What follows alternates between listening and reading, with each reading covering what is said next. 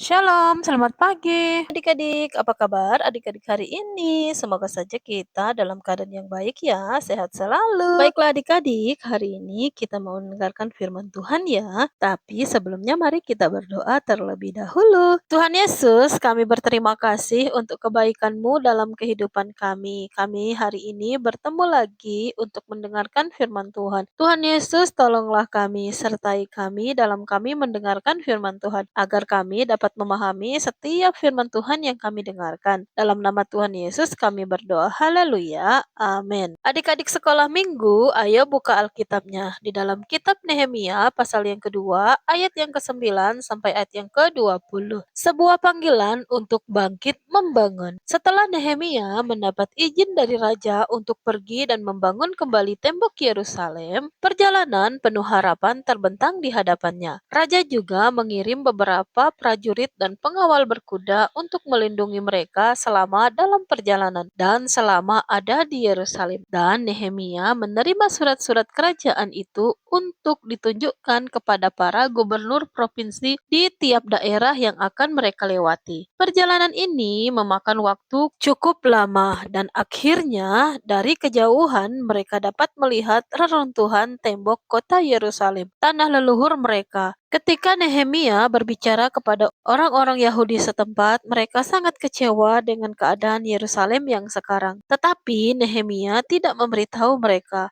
apa alasannya ia datang ke Yerusalem. Nehemia melihat, mengecek, dan memastikan sendiri pekerjaan yang akan ia lakukan. Namun, perjalanan Nehemia tidaklah mudah. Sesampainya ia di Yerusalem, ada dua penguasa di sana yang marah melihat kedatangan Nehemia. Mereka adalah Sanbalat dan Tobia. Kedua orang ini tidak menginginkan Yerusalem dibangun kembali. Mereka tidak ingin melihat Yerusalem memiliki tembok yang kuat dan orang Yahudi memiliki benteng pertahanan di wilayah tersebut. Mereka tidak menginginkan kesejahteraan Yerusalem. Setelah 3 hari di Yerusalem, suatu malam Nehemia dan beberapa temannya berangkat untuk melihat reruntuhan tembok Yerusalem dan melihat seberapa rusaknya tembok-tembok tersebut dan melihat dari manakah ia akan memulai pekerjaan pembangunan itu. Setelah Nehemia memperhatikan dan menyelidiki keadaan tembok itu, ternyata pemandangan itu sangat menyedihkan hati Nehemia karena ada beberapa tembok yang sangat rusak parah di mana Nehemia harus turun dari kudanya karena tidak ada jalan keluar dari sana. Mereka mulai dari gerbang lembah dan terus mengelilingi tembok sepanjang waktu sambil memikirkan bagaimana cara memulai pekerjaan tersebut.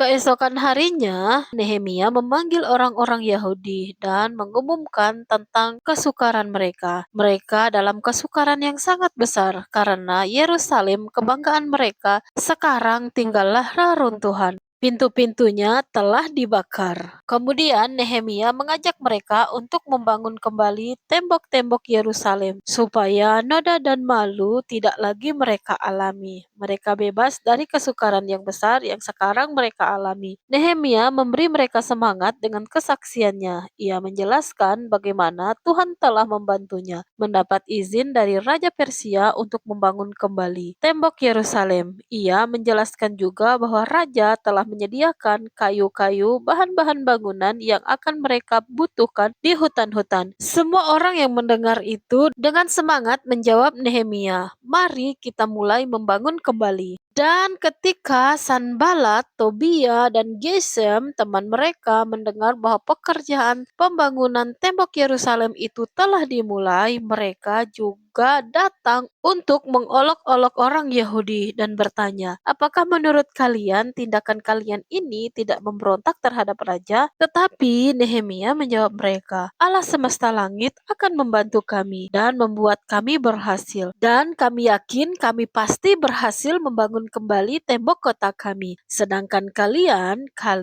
tidak memiliki bagian di Yerusalem. Kalian tidak memiliki hak apapun atasnya," kata Nehemia. Benar saja, semua orang Yahudi bekerja dengan penuh semangat. Tua, muda, pria, maupun wanita, semua bekerja keras. Walaupun Sanbalat dan teman-temannya selalu datang mencoba untuk mematahkan semangat mereka. Tetapi semangat mereka tidaklah padam. Semangat inilah yang membuat mereka mampu bekerja menyelesaikan pekerjaan pembangunan tembok kota Yerusalem. Dan akhirnya pembangunan itu selesai juga dalam waktu yang cukup singkat, yaitu 52 hari saja. Adik-adik, usaha dan tekad Nehemia untuk membangun kembali tembok kota Yerusalem berhasil. Tekad dan kerja keras itu tidak mengkhianati hasil. Semangat mereka yang pantang menyerah membuat mereka melihat usaha mereka berhasil. Dan di atas semuanya itu, karena Tuhan telah menyertai mereka. Jadi adik-adik, selama kita bertekad, kerja keras, mau berjuang, dan mengandalkan Tuhan untuk meraih cita-cita kita, maka kita harus percaya